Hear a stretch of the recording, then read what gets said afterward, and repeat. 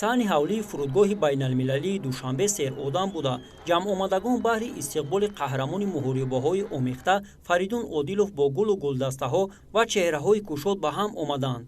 дар саҳни фурудгоҳ устодону мураббиён ва хешу табору шогирдону пайвандони қаҳрамони муҳорибаҳои омехта Фаридун Одиловро истиқбол гирифтанд.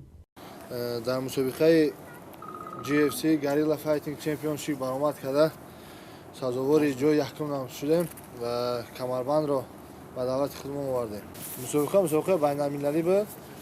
Аз командаи мо 2 нафар баромад кардем ва сазовори ҷои якум шудем. Камарбанд ба мо насиб кард ва парчами худро дар ҳамҷо баланд бардоштем. бояд зикр намуд ки мусобиқаи мазкур дар шаҳри Самараи Федератсияи Россия баргузор гардида рақиби варзишгари тоҷик дар вазни 92 килограмм Степан Гаршичеников намояндаи шаҳри Краснояр ба майдон баромад ва бо ҳисобҳои холҳо доварони мусобиқа Фаридун Одиловро ғолиб дониста камарбанди ташкилоти GFC-ро тақдимаш намуданд. ҳозир Фаридун аз 3 намуди варзиш самбои муҳорибавӣ гӯштинги тарзи озод бокс устоди спорт мебошад.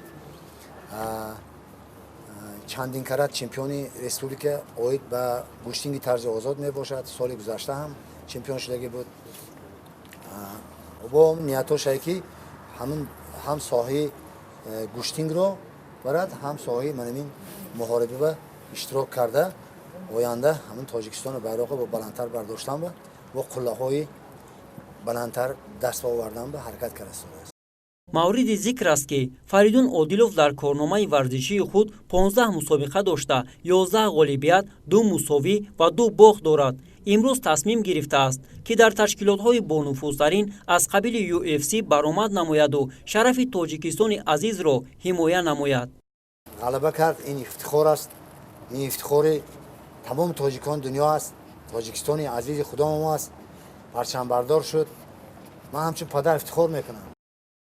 маҳз варзиш аст ки ҷавонони тамоми оламро ба ҳам оварда парчами миллии ҳар як кишвар баланд афрохта мешавад ва суруди миллӣ садо медиҳад. имрӯзҳо дар баробари қаҳрамони муҳорибаҳои омехта Фаридун Одилов чандин ҷавонони кишвар низ талош варзида истодаанд то дар мусобиқаҳои сатҳи байналмилалӣ иштирок намуда бо гирифтани ҷойҳои ифтихорӣ шарафи кишварро баланд бардошта бошанд